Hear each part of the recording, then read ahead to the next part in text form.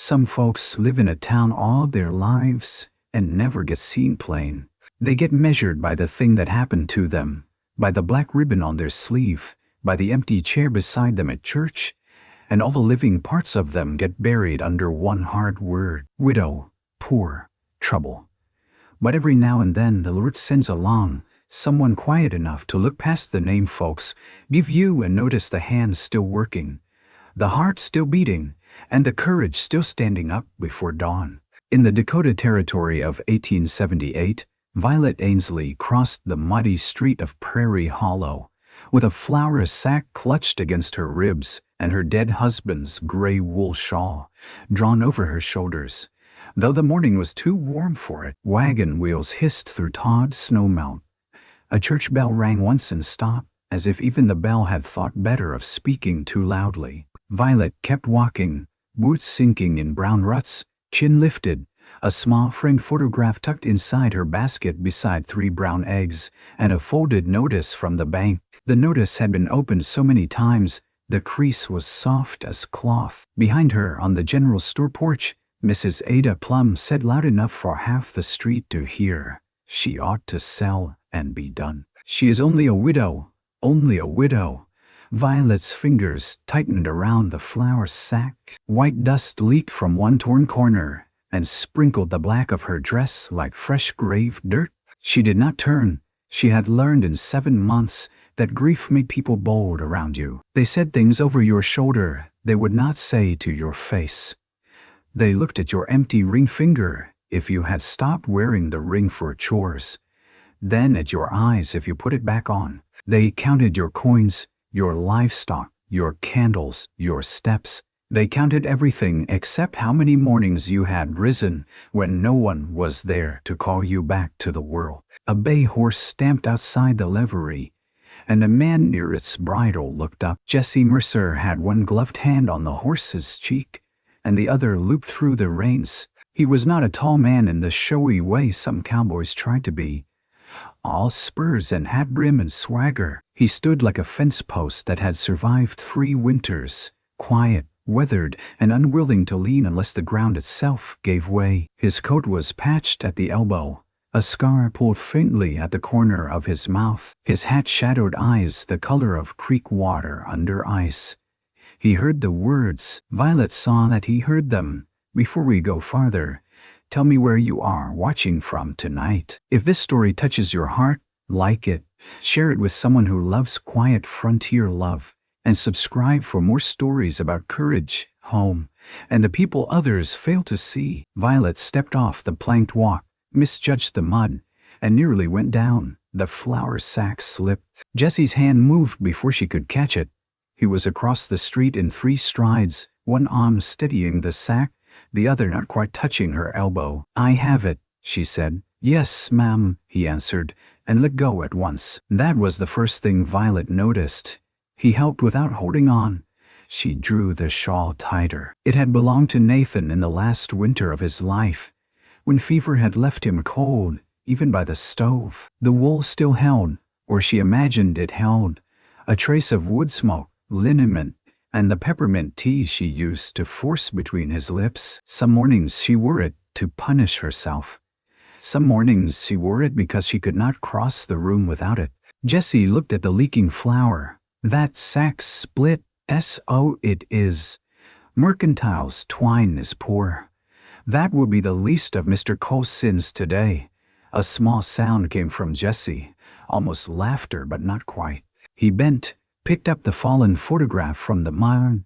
Before she noticed it had slipped from the basket.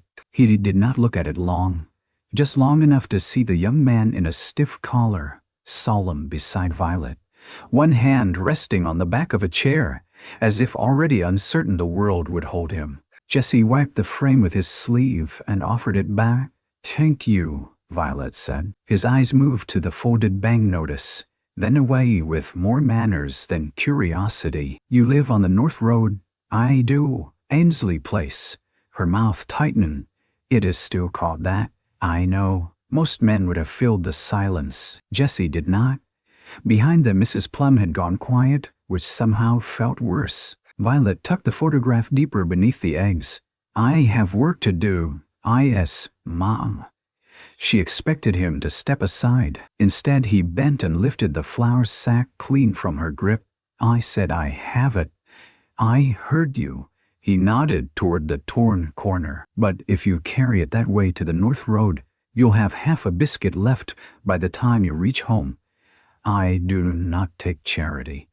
Didn't offer any. He moved to the livery porch where a coil of rope hung from a nail, took a piece of twine from his own saddlebag, and tied the torn corner with careful fingers. Not hurried, not fussy, practical. When he returned the sack, he set it firmly into her arms, as if returning something that had always belonged to her. There, he said. Violet hated that her eyes stung. Mr. Mercer, isn't it? Yes, I can mend my own sacks. I figured. She turned away before he could see too much. The town watched her across the street again, a widow in black with flour dust on her dress and mud on the hem, carrying 3 eggs as if they were treasure. The wind ran along the roofs and rattled loose tin over the blacksmith's shop. Somewhere a child laughed and was hushed. Only a widow. The words followed Violet all the way home. The Aisley place sat 3 miles north of Prairie Hollow, beyond a low rise where the prairie opened wide enough to make a body feel small. Nathan had loved that view. He used to stand on the porch at sundown, with both hands wrapped around a tin cup, saying a man could almost see tomorrow out there if the light fell right. Now the porch sagged on one side, the garden fence leaned. The hens had stopped laying well since the fox got bold. Inside, the house was clean but too quiet, every room holding its breath. Violet set the flour on the kitchen table and placed the 3 eggs in a bowl chipped blue at the rim. Then, from habit, she took down 2 cups, one for herself, one for Nathan. She stood there with the second cup in her hand and felt the foolishness of it fill the kitchen like smoke. 7 months, and still her fingers reached for him before her mind remembered.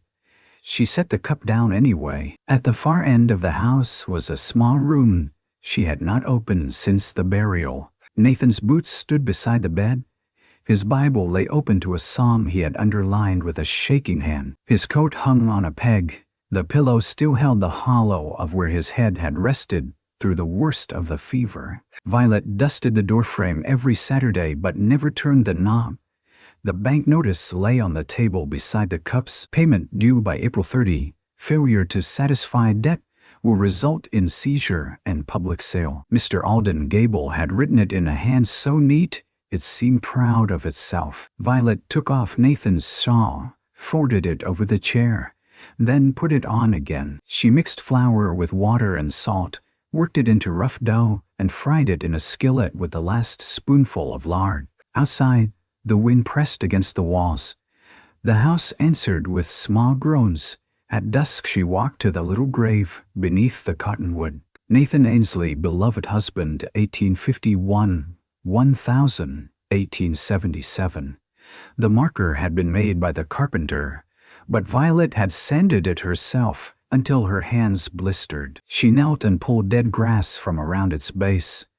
"They caught me only a widow today," she said. The cottonwood branches clicked overhead.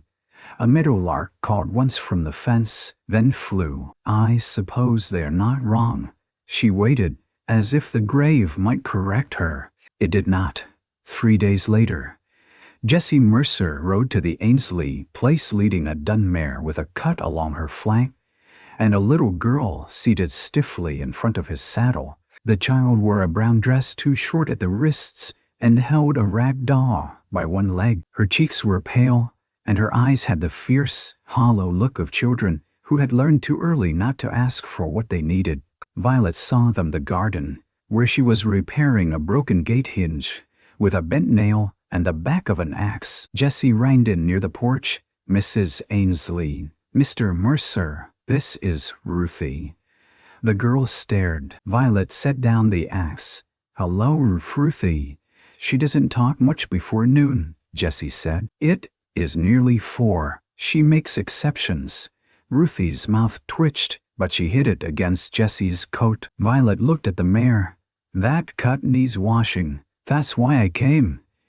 Jessie shifted in the saddle, awkward now. Mrs. Bell said you knew something about wounds, said your husband had fever sores near the end, and you kept them clean. People knew everything in a town like Prairie Hollow. They just rarely knew it kindly. Violet wiped her hands on her apron. Bring her to the pump. Jessie dismounted and lifted Ruthie down. The girl's boots hit the ground with a soft thud. She kept one hand in Jessie's coat as if it were a door latch in a storm. What happened? Violet asked. Wire near the east draw. Some fool strung it low. Your ranch? No, old Kimber place. I rent pasture beyond it. Violet brought a basin, clean cloth, vinegar, and the last of her yarrow salve. Jessie held the mare steady while Violet washed the cut. The animal shivered but did not kick. Violet spoke low to her, nonsense mostly, the same way she had spoken to Nathan when pain took the sense from him. There now, I know, wicked world, isn't it? Always something sharp where a body doesn't expect it. Jessie watched her hands. Violet felt it and kept her eyes on the wound. You need not stare as if I am performing surgery on the governor. I was thinking, she stands quieter for you than for me. You were thinking your horse has more manners than most men. This time Jessie did laugh, brief and surprised. Ruthie crouched beside the pump and picked at a loose thread on her cuff. Violet noticed the girl watching the kitchen window, where the blue bowls sat empty on the table. Have you eaten? Violet asked. Ruthie looked at Jessie before answering. Jessie's face closed a little. We're all right? That was not the question. A pause passed between them. Not unfriendly, not easy. Jessie took off his hat. My sister's children stay with me now. Ruthie and her brother, Samuel. Their mother died last November. My place is not well kept for children. Violet dipped another cloth into the basin. Children do not require well kept. They require fed. His jaw moved once. Ice, ma'am. She tied the bandage with narrow strips torn from an old sheet. The mare will do if you keep her clean. Bring her back in 2 days and I will look at it again. I can pay. I did not ask. I do not take charity either. Violet looked up then. His own words had found him and stood between them, boots muddy, hat in hand. She should have enjoyed that. Instead, she only felt tired. There is bread on the stove, he said, and beans. They are plain. Plain food fills a stomach. Ruthie's eyes lifted. Inside, Violet set 3 places. Then, after a hesitation so small no one but Jessie noticed, she took down the 4th cup. Nathan's cup. Her fingers trembled around it.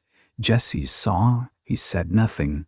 The meal was quiet. Ruthie ate like a child trying not to appear hungry, taking small, careful bites, until hunger won and she forgot to be careful. Jessie ate slower, but Violet noticed he watched the child's plate more than his own. Where is her brother? She asked. At the ranch with old Mr. Pike. Sam is 9 and thinks himself grown because he can carry kindling without dropping half. That is more than some grown men, Ruthie whispered.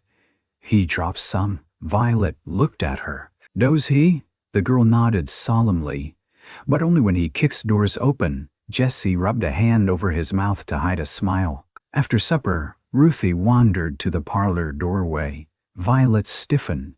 The parlor held Nathan's photograph on the mantel, his pipe in a saucer, and the chair where he had spent his last weeks, wrapped in the gray shawl. Ruthie reached toward the pipe. Do you not touch that? Violet said too sharply. The girl snatched back her hand. Jessie stood. Ruthie. No. Violet closed her eyes for half a breath.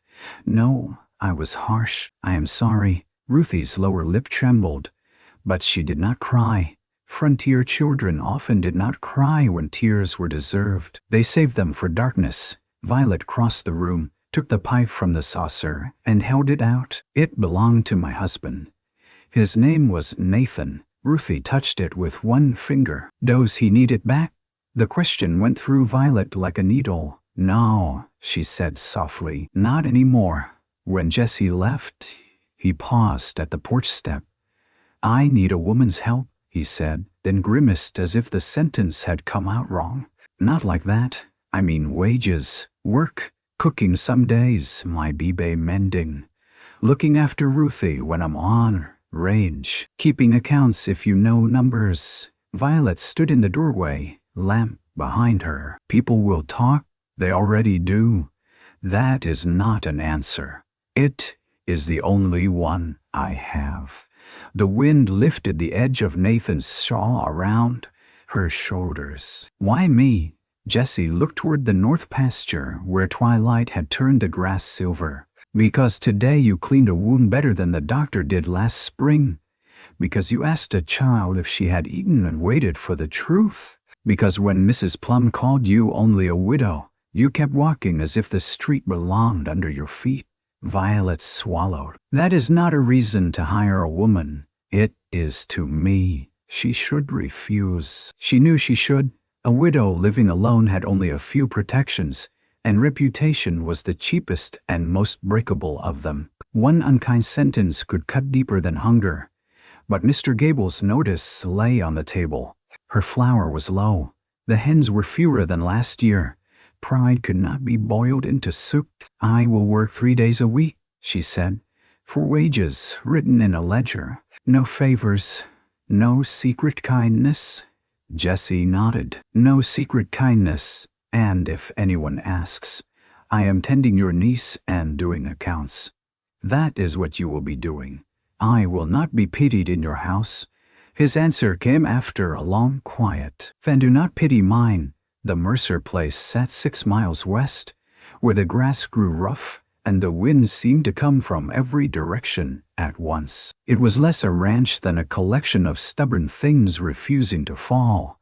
A low cabin, a barn with patched shingles, a corral gate tied with rope, a smokehouse that leaned as if listening to gossip, and a small horse herd grazing beyond a rail fence. Samuel Mercer met Violet at the gate with a stick in his hand and suspicion on his face. You the widow? He asked. Jesse, behind her with the wagon, said. Sam. Violet climbed down before Jesse could help. I am Mrs. Ainsley. That means widow. That means Ainsley. Sam considered this.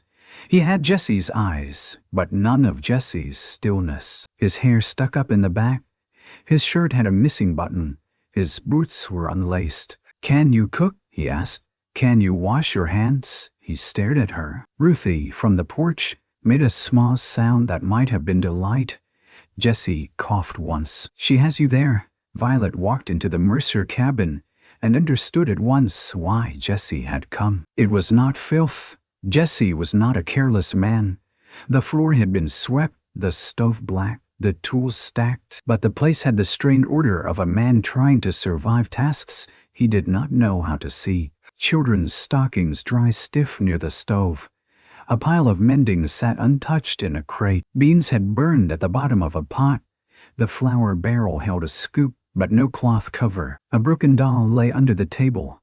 On the mantel, beside a tin lantern and a cartridge box, rested a small brass thimble. Violet noticed Jesse's eyes go to it. My sister's, he said. She nodded, not touching it. He showed her the ledger. The numbers were cramped and uncertain. Lines scratched through, payments half-marked, feed costs guessed. Violet took off her gloves, sat at the table, and opened the book while Jesse shifted beside the stove, like a man waiting for a verdict. You have been underpaid for horses twice, she said after several minutes. Jesse came closer. What? Here, 3 mares sold to Mr. Hanley at $22 each. He paid you for 2.5. If these marks are yours, he said one was lame. Was she? No. Then he robbed you politely. Sam leaned over her shoulder. Hanley's got a gold watch, likely bought with half a horse, Violet said. Ruthie giggled. Jesse looked at the ledger, then at Violet, and something in his face changed. Not admiration exactly. Recognition, perhaps. Like a man hearing a tune he knew, but had forgotten the words to. You can fix it? He asked. I can make it honest. Fixing it will require you to ask Mr. Hanley for money." His face darkened. "You dislike asking. I dislike owing. That is different. It feels the same when men look at you long enough." Violet's pencil stilled. There was a story there. She did not ask for it. That first week she worked without softness. She rose before dawn at her own place, fed her hens, checked the grave, avoided the closed room, then took Jesse's wagon or walked when the weather allowed. At the Mercer cabin, she kneaded bread, taught Sam to split kindling without swinging near his own foot, showed Ruthie how to patch a doll's arm, scrubbed the beans from the pot, and wrote figures in a clear hand until the ledger stopped, looking like a confession. Jesse paid her every Saturday in coins, set on the table in plain sight. "No secret kindness," he would say. "No missing pennies," she would answer. But kindness came anyway, dressed as ordinary things. On the second week, Violet arrived to find a stack of split wood beside her own porch, cut to stove length. No note, no horse tracks near the house, because a light snow had covered them. She knew anyway. On the Mercer table that same day, she left a jar of peach preserves she had been saving since before Nathan died. "No note?" Jesse looked at the jar, then at her. "Trade?" he asked. "For wood," she said. "Wood I did not bring. Preserves I did not leave." Sam whispered to Ruthie, "Grown folks lie strange." By the end of March, the Mercer cabin smelled less of smoke and old leather and more of bread, soap, and coffee. Ruthie began speaking before noon. Sam stopped calling Violet the widow after she made him resew the same shirt cuff 3 times until he learned patience. Jessie learned to keep a pot of coffee warm on the back of the stove on days she came, though he never said it was for her. Violet's own house changed more slowly. The second cup remained on the table.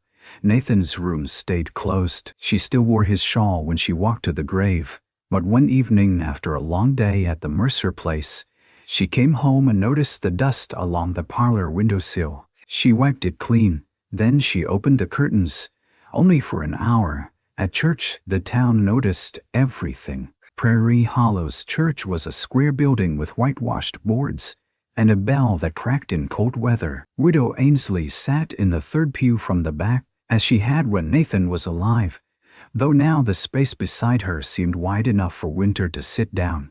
Jessie came late with the children. Ruthie squeezed into the pew beside Violet without asking. Sam followed because he would not let Ruthie be braver than him. Mrs. Plum saw. Mrs. Cole saw. Mr. Gable, the banker, saw from the front pew, his hair oiled flat, his gloves folded neatly on his knee. After service, while the congregation spilled into watery spring sunlight, Mrs. Plum approached Violet near the hitching rail. "You are spending a deal of time at Mr. Mercer's place." Violet pulled on her gloves. "I am employed there. A widow must be cautious. A married woman must be kind. Yet we all fall short somewhere." The words landed. Mrs. Plum flushed. Jesse, standing nearby with Sam's collar in one hand, glanced over. His mouth did not smile, but his eyes did. Mr. Gable stepped in before Mrs. Plum could answer. "Mrs. Ainsley, I trust you received my latest notice." "I did."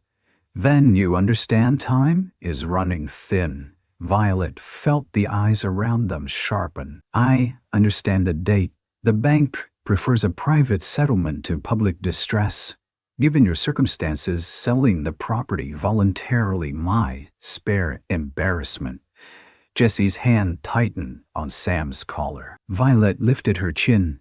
"My circumstances are that I owe money. Embarrassment is not listed in the note." A few men shifted. Someone coughed. Mr. Gable smiled, thin as paper. "As you wish, but a woman alone might not grasp how quickly land can be lost." Violet's voice stayed calm, though her pulse beat in her throat. "A woman alone grasps many things quickly, Mr. Gable."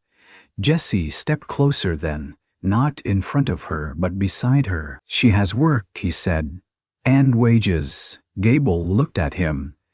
"This is not your matter, Mercer, Noah, but you made it the streets matter." Silence fell hard. Violet turned to Jessie, warning in her eyes. She did not want rescue that made her look weak. He seemed to understand, because he said no more. He only stayed there, shoulder level with hers, until Gable folded his gloves into his pocket and walked away. That evening, Violet went to Nathan's grave and did not speak for a long time. The cottonwood had begun to bud. A pale green haze softened the branches. She laid one hand on the marker. "I am trying," she whispered. The wind moved through the grass. She almost said Jessie's name. She did not. April brought rain, cold rain, hard rain, rain that turned the road to paste and made the cattle bawl from low ground. Jessie rode out before dawn most mornings, shoulders dark with wet, while Violet stayed with the children and mended, baked, counted, washed, and listened for hoofbeats. One night, thunder rolled over the prairie like barrels in an empty loft.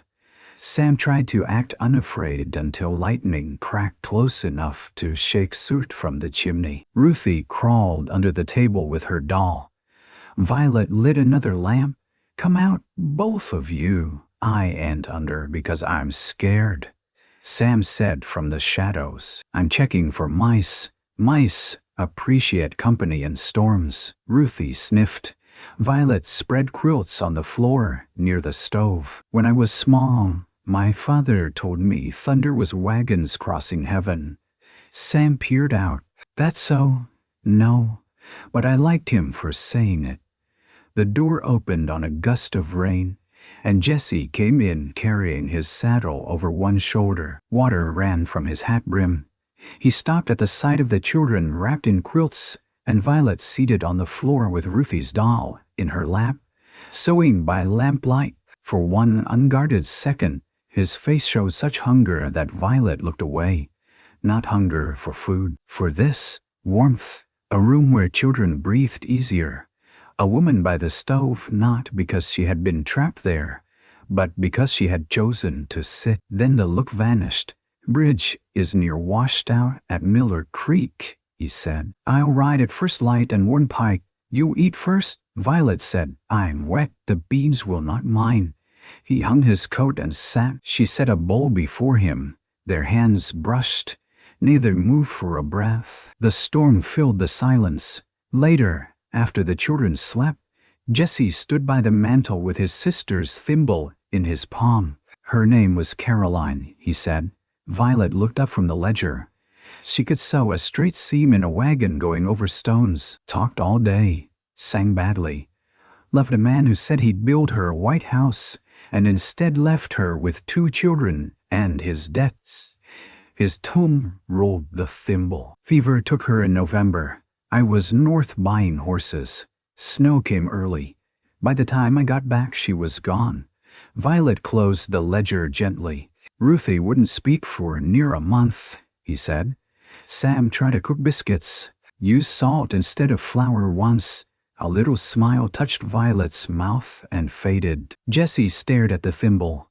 "I told Caroline I'd come before first snow." "I didn't. You were working." "I was late." The words said less than they carried. Violet thought of Nathan calling her name in fever, not knowing she sat beside him. She thought of the night he died, how she had stepped out for water, and returned to find the room too still. For months she had punished herself with those 2 minutes.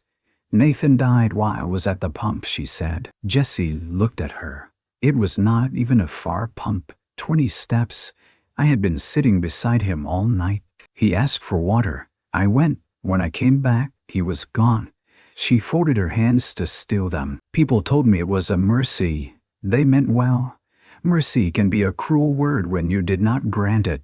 The rain softened on the roof. Jessie set the thimble back on the mantel. 2 minutes is not leaving, nor is buying horses before snow. They sat with that, not healed, not fixed, but less alone in the wound. At midnight, Ruthie cried out in her sleep, "Mama!" Jessie took one step, but Violet was already there.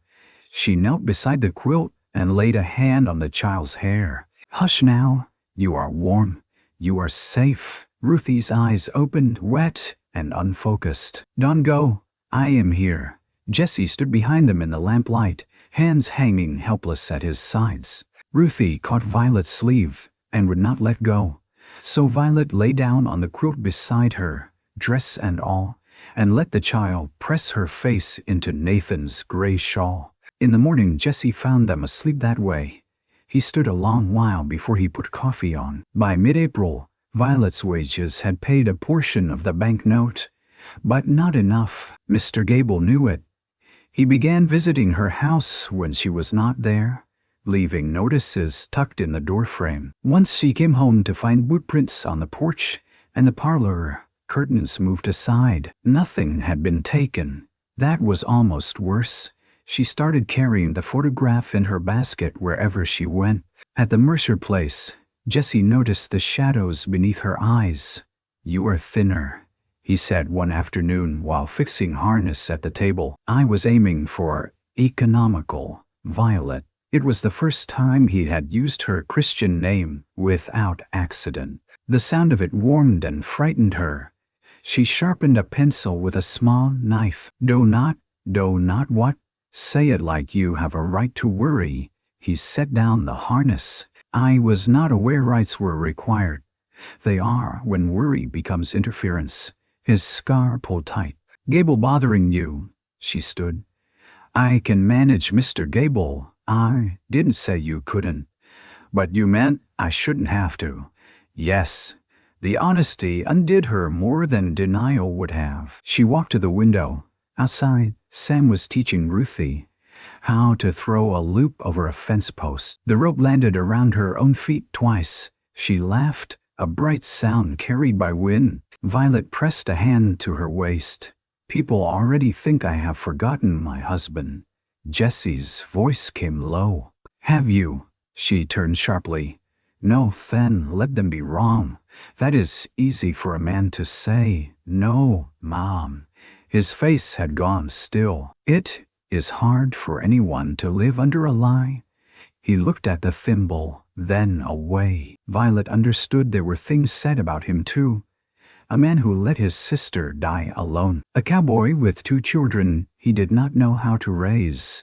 A renter, not an owner. A rough hand fit for horses but not a home. She hated that she had almost joined those voices. "I am sorry," she said. Jesse picked up the harness again.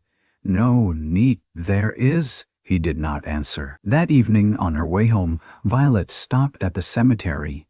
She knelt by Nathan's grave and set the photograph against the marker. In the picture, Nathan looked stiff and young and earnest, and she looked solemn because the photographer had told her not to smile. Her black dress from that day had been blue in truth, the blue of cornflowers. Nathan had said she looked like summer. "I am afraid," she told him, "not of losing the land, not even of hunger. I am afraid that if I set down your cup, people will think I loved you less." The cottonwood leaves trembled. "And I am afraid that if I keep setting it there, I will forget I am still alive."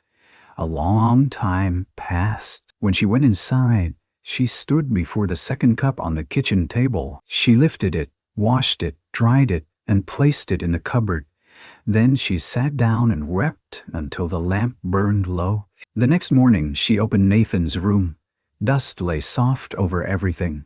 Sunlight came through the curtain in a pale bar, touching the boots, the chair, the Bible, the coat. Violet stood in the doorway with one hand over her mouth. The room smelled stale, not sacred. Closed air, old grief. A life held still so long, it had begun to fade at the edges. She entered. One by one, she folded Nathan's shirts. She brushed his coat and found a cough drop in the pocket, wrapped in paper. She sat on the bed and held it, until a laugh broke through her tears. Because Nathan had hidden sweets like a child, and claimed they were medicine. At the bottom of his trunk, beneath receipts and seed catalogs, she found an envelope tied with red string. Inside was a note from the railroad office in Yankton, dated 2 years earlier, offering payment for a rite of passage across the far edge of the Aisley land. if the line extended north. Nathan had never told her. Perhaps he had meant to surprise her. Perhaps he had feared it would not come to anything. Behind the letter lay another paper, a receipt from Alden Gable's bank for $32, paid against the original mortgage, but never marked in the ledger Gable had shown her. Violet stared at it until the numbers steadied.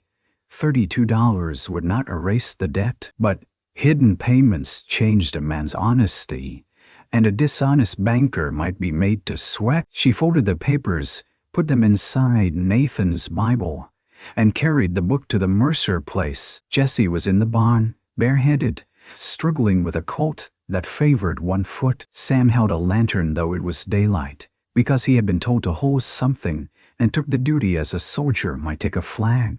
Ruthie sat on an overturned bucket shelling peas into her lap. Violet waited until Jessie stepped out. "You were right," she said, his brow furrowed.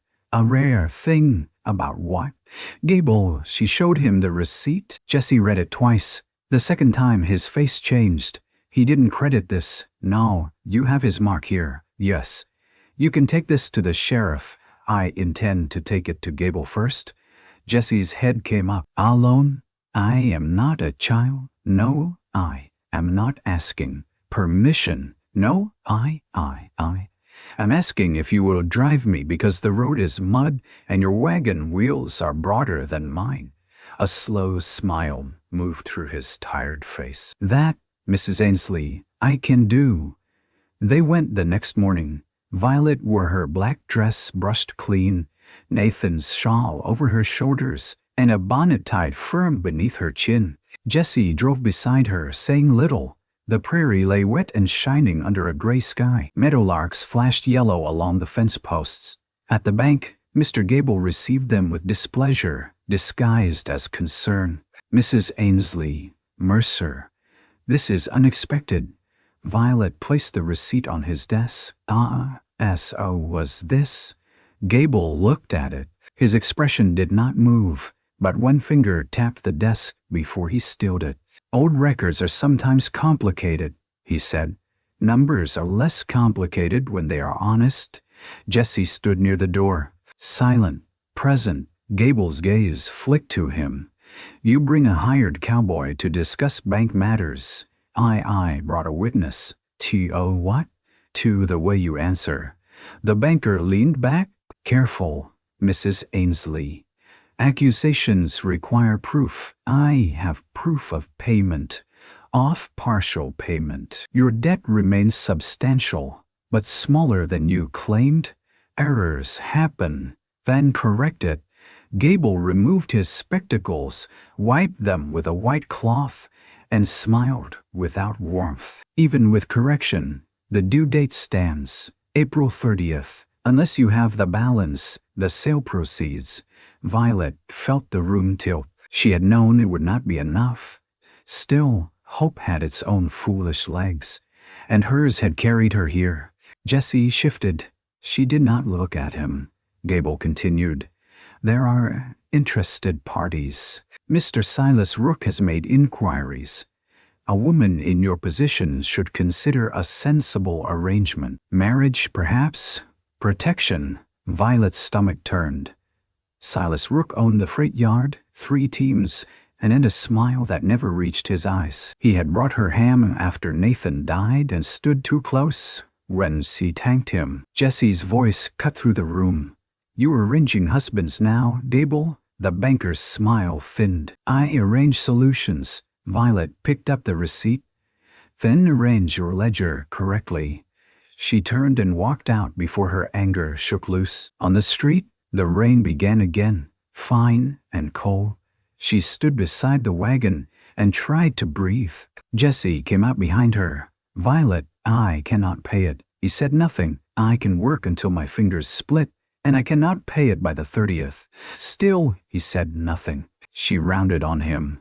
"Do not stand there looking as if silence is mercy." His eyes held hers. "I was thinking, men think before they offer foolishness. I could sell the black stallion." "No, you don't know what I was going to say." Yes, I do. You were going to sell the best horse you own, The one that might buy your lease proper come autumn. He looked away. I will not let you ruin your future because my husband trusted a crooked banker. You think my future is a horse? I think it is not mine to spend.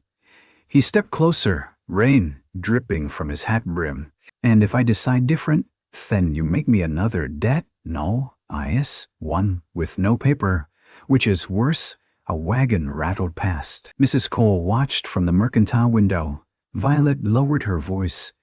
I have been pitied, advised, cornered, and counted. I will not be bought, Jesse. Pain flashed across his face. That is not what I meant. I know. Her voice broke on the second word, and that made it worse. I know. They rode back in silence. For the next week, Violet stayed away from the Mercer place. She sent word through Mr. Pike that she was unwell, though illness had little to do with it. She rose, fed hens, sorted Nathan's papers, baked what little she needed, and avoided the road west. She told herself it was wisdom. A clean cut healed better than a ragged tear. On the third morning, Ruthie appeared on Violet's porch in a dress buttoned crooked, her doll under one arm and mud up to both knees. Violet opened the door. Ruthie Mercer. I walked. I see that. Sam said I was too little. I might have had evidence. Ruthie's chin trembled. You didn't come. Violet knelt, heart twisting. No, Uncle Jesse burned the biscuits. That is serious. Hey, doesn't talk. That is also serious. Ruthie took a small folded cloth from her pocket. Inside were 3 coins, 2 buttons, and a blue bead. You can have these. Violet stared at the offering. For the bank, Ruthie said.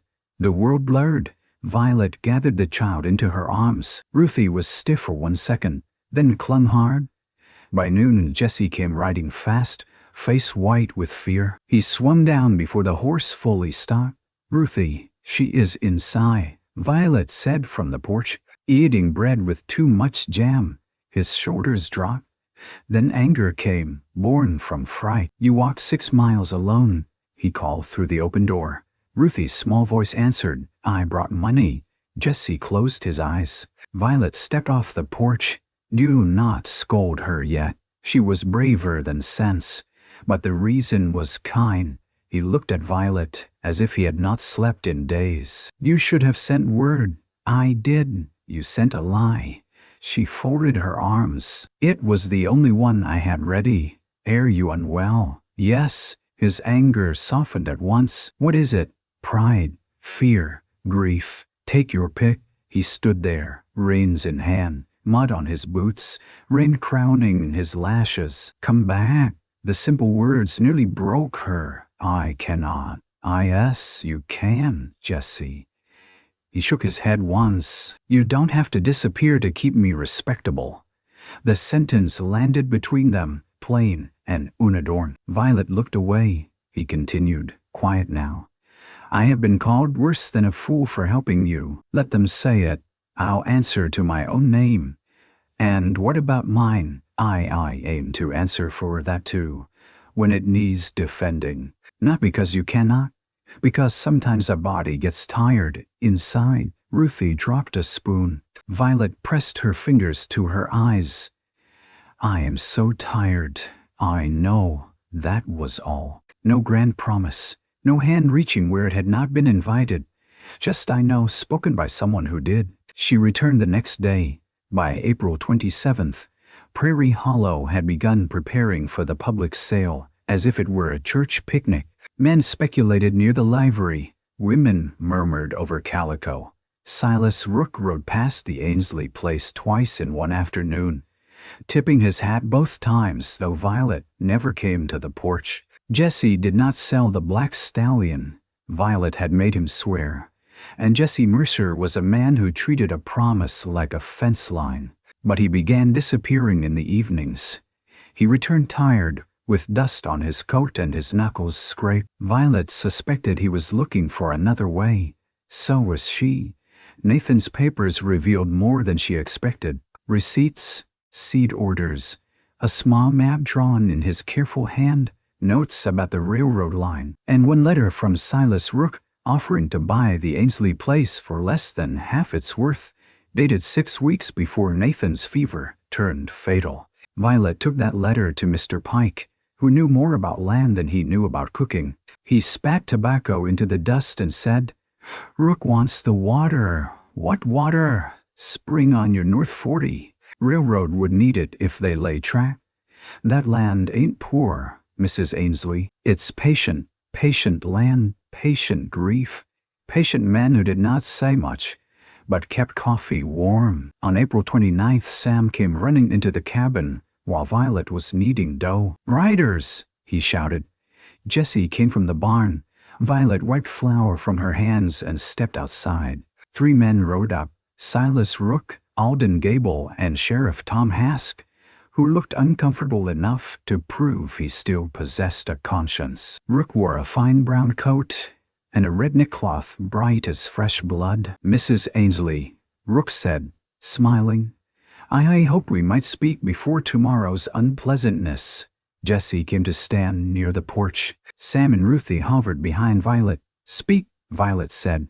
Rook glanced at Jesse privately. "No." His smile tightened. "Very well. I'm prepared to settle your debt in full."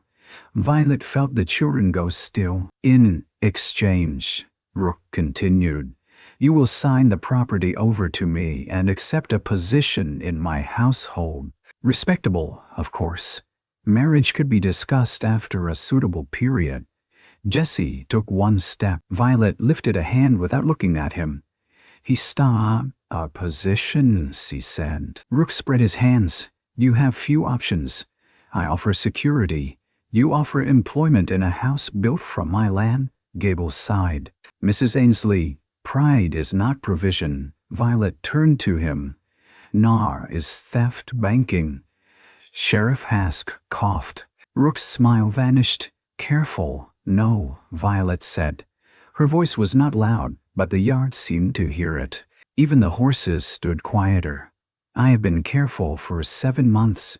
Careful not to offend those who offended me. Careful not to weep where people could count my tears. Careful not to need too much, speak too sharply, stand too straight, or look too long at a future someone else thought I had no right to want."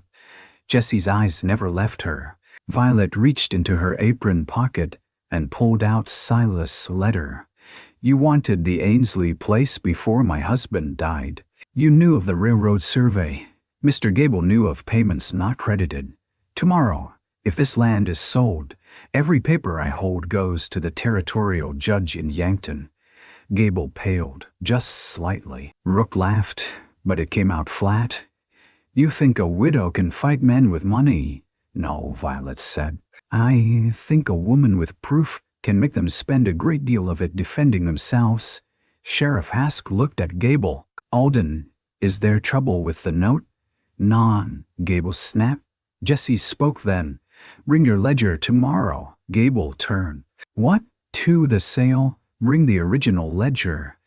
Bank seal and all. This does not concern you."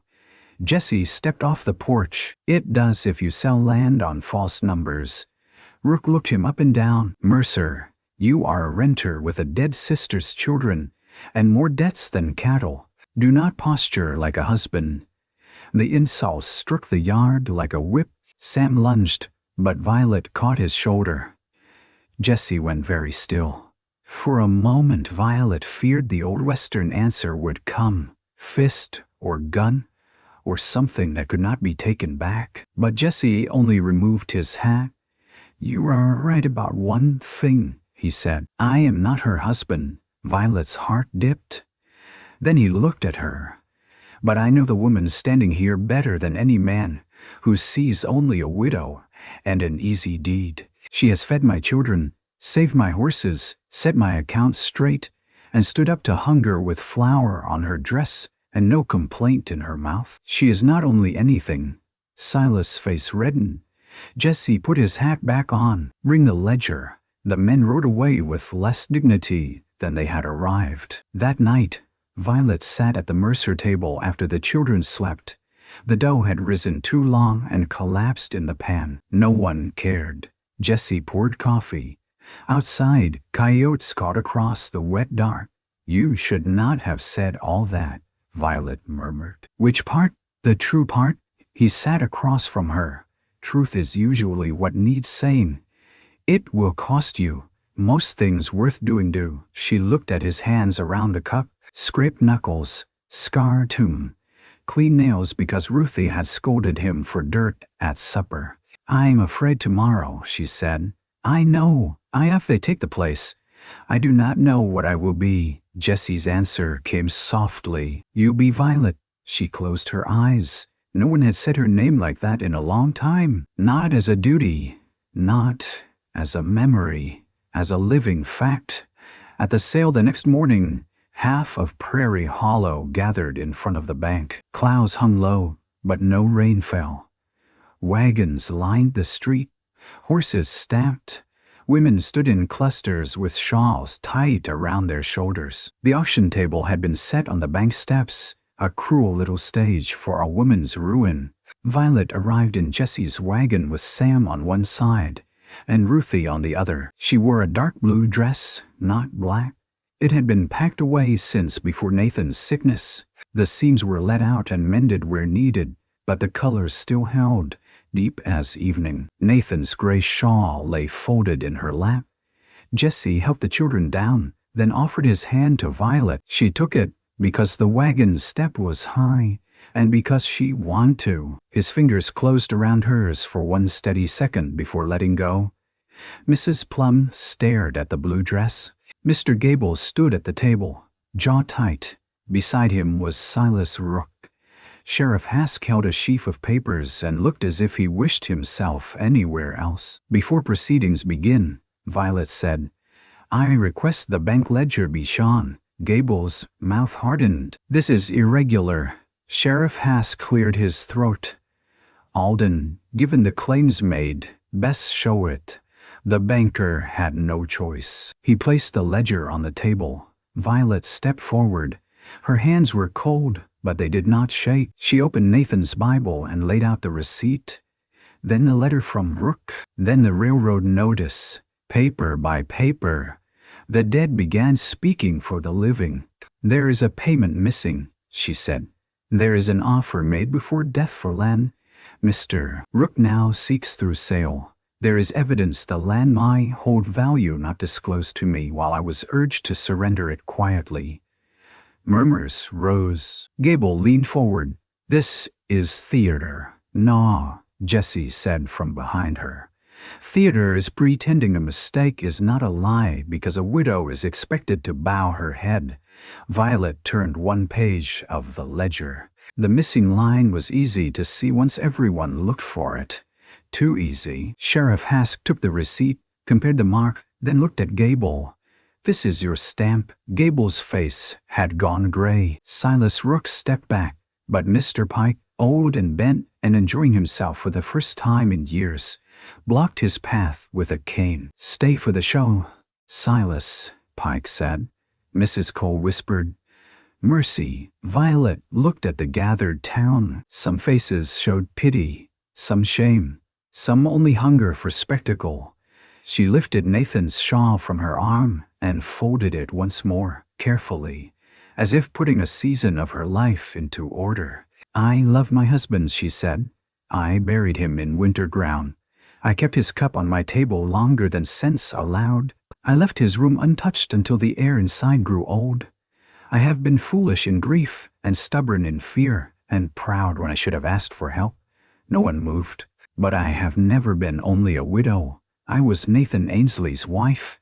I am the keeper of his accounts and the witness to his payments. I am the woman who planted that Northfield, mended that roof, nursed him through fever, and stood before this bank with proof in my hand. She looked at Jessie then. And I am still here. Jessie's eyes shone, though his face stayed composed. Sheriff Hask turned to the crowd. This sale is suspended pending review. A sound went through the street like wind through dry grass. Silas cursed under his breath.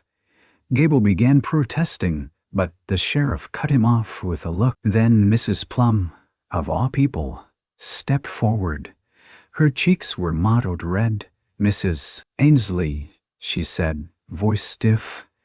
"I spoke unkindly that day." Violet looked at her. Mrs. Plum swallowed. "I was wrong. It was not a full apology. It was not warm, but it was public, and for Prairie Hollow that made it costly." Violet nodded once. "Yes, you were." Sam made a small choking noise. Ruthie squeezed his hand to keep him quiet. The crowd began to break apart, but Jesse remained beside Violet, not touching. Near enough. Rook pushed past them, fury twisting his mouth.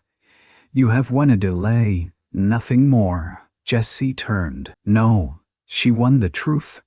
That tends to outlive men like you." Silas' hand twitched near his coat, and for one breath the street held danger. Sheriff Hask stepped between them. "Right on, Silas." Rook rode. By sunset, news had already changed shape 3 times across Prairie Hollow. Some said Violet had uncovered a bank fraud. Some said Jesse Mercer had near-fought Silas Rook. Some said Mrs. Ainsley had looked like a queen in a blue dress, which would have made Violet laugh if she had not been so tired. She went home alone that evening. Jesse offered to drive her, but she shook her head. "I need to walk." He understood. The cemetery lay gold under the lowering sun. Violet knelt by Nathan's grave and set the gray shawl across the marker for a moment. "I did not lose you by living," she whispered. A meadowlark sang from the fence. "I know that now." She sat until the light thinned. Then she folded the shawl, kissed her fingers, touched the name on the wood, and walked back to the house. Inside, Nathan's room stood open, clean, the bed stripped and aired, his boots polished and set beneath the chair, his Bible on the table, no longer hidden. The room still hurt, but it did not frighten her. 2 weeks later, the territorial judge ordered the Ainsley note corrected and placed Gable under inquiry. Silas Rook withdrew his interest in the land with the sour dignity of a man who had been caught reaching into another person's pocket. The railroad survey did come north, not that summer but the next, and the spring on Violet's land became valuable enough to pay what remained and leave her with a small account in her own name. But that was later. What mattered first was supper. Violet invited Jesse, Sam, Ruthie, Mr. Pike, Sheriff Hask, and, after much private wrestling with her pride, Mrs. Plum. She cooked chicken with dumplings, beans with molasses, biscuits brushed with butter, and an apple cake from dried slices she had been saving since Christmas. Sam arrived with wildflowers crushed in one fist. Ruthie brought the blue bead she had once offered for the bank and placed it on Violet's kitchen shelf for keeping. Jesse came last, carrying a bundle wrapped in brown paper. "What is that?" Violet asked. A hinge, for your garden gate." "The old one limps," she smiled. "Most things around here limp. Still worth fixing." Their eyes met. The kitchen was full of noise around them, chairs scraping, Ruthie asking where to put spoons, Sam stealing a biscuit, and being caught by Mr. Pike. Yet for a moment Violet heard only the quiet between herself and Jesse, the kind that had changed from emptiness into shelter. After supper, Mrs. Plum helped wash dishes. She did it badly and with too much soap, but Violet allowed it. "I did not know what to say to you after Nathan passed," Mrs. Plum admitted, staring into the dishwater. "So you chose cruelty," Mrs. Plum winced. "I chose what made me feel safe from your sorrow." Violet dried a plate. "Sorrow is not catching." "No, but it reminds us." Violet looked toward the table, where Ruthie was falling asleep against Jesse's arm, and Sam was pretending not to. "Yes," she said, "it does." When the dishes were done, and guests had gone, Jesse stayed to fix the gate hinge in the long violet light of evening. The children slept on quilts near the stove, too tired from cake and company to be moved yet. Violet stood on the porch with a lamp in one hand, while Jesse worked. "You do not have to do that tonight," she said. Yes, I do. I brought a hinge." "That is not an argument. It is for a man with one plan." She watched him set the screws. "And what is your plan after the hinge?" He did not look up. "Depends on what. Whether you invite me for coffee, Violet's heart gave one hard beat. The old fear rose. Town talk, Nathan's grave, Jessie's wounded silence, her own longing, tender and terrifying as new skin. Then she looked through the open door at the kitchen table. One cup sat there, only one. The cupboard held others, clean and waiting. I can make coffee, she said. Jessie tightened the last screw, swung the gate, and watched it move smooth and true. They sat at the table after the children had been carried to the spare bed. Violet poured coffee into 2 cups, not Nathan's old cup and hers. 2 ordinary cups with chips along the rim, warm between living hands. Jessie took his and looked into it, as if courage might be read in black coffee. I have little to offer, he said. Violet folded her hands. That is not true. I rent land. I have 2 children who wake from dreams. I burn biscuits unless watched. I own horses, debts, and a temper I keep tied most days. You also keep promises. He looked up. You listen, she said. You let go when asked. You stand beside, not in front. You brought a hinge because a gate limp. His mouth softened. That enough? It is a beginning. Outside, the prairie wind moved through new grass. The house creaked, but it no longer sounded lonely. Jessie reached across the table, slowly enough for refusal. Violet looked at his hand. Work scars, rope burns, a scrape across one knuckle from some task he had not mentioned. She placed her hand in his. No confession rushed in. No music swelled. Ruthie snored faintly in the next room. A coal settled in the stove. Coffee steamed between them. Jessie's tongue brushed once across her fingers. I see you, Violet Ainsley, he said. The words were almost too much, because they were so little. Her eyes filled. Then do not look away. I want, by autumn. The Ainsley porch had new boards. The Mercer children had their own hooks by the door. And the garden fence stood straight against the wind. Curtains made from flour sacks hung in the kitchen window, stitched with tiny blue thread by Ruthie's careful fingers. Sam had learned to split kindling without dropping more than he carried, though he still kicked doors when excited. Jessie's black stallion remained unsold and grew fat on good pasture. Nathan's gray shawl rested folded in a cedar chest, brought out on cold evenings, not as a chain, but as a comfort. Violet kept the photograph on the mantel. Beside it, she placed Caroline's brass thimble when Jessie and the children came for supper, and somehow the 2 dead seemed less lonely there together. On a Sunday near harvest, Prairie Hollow watched Violet Ainsley and Jessie Mercer stand outside the church after service, Ruthie holding Violet's hand and Sam leaning against Jessie's side. No announcement had been made, no date set, nothing hurried. But when Mrs. Plum asked whether the children would be eating at the Ainsley place again that evening, Violet looked at Jessie, and Jessie looked at Violet, and the answer was plain enough. Yes, Violet said. There is room at the table that evening. The stove burned warm. The repaired gate clicked softly in the yard. A pot of coffee waited at the back of the stove, and 4 plates sat ready, with a 5th for Mr. Pike if his knees allowed the walk. Outside, sunset spread over the Dakota grass in bands of rose and amber, the kind of light Nathan once said could almost show tomorrow. Violet stood on the porch while Jessie brought in wood. Ruthie slept inside with her doll tucked beneath her chin. Sam's boots lay muddy by the door, proof of a boy too tired to argue. The house smelled of bread, lamp oil, clean cotton, and supper. Once, they had called her only a widow, but the prairie had watched longer than the town had. It had seen her rise, mend, plant, count, grieve, defend, and open the door again. And in the quiet beside her, Jessie Mercer saw what no cruel word could cover. Not a shadow left behind by a dead man, not a woman waiting to be rescued, but Violet Ainsley herself, standing in the last gold of day, with flower on her sleeve, strength in her hands, and home gathering worn behind her.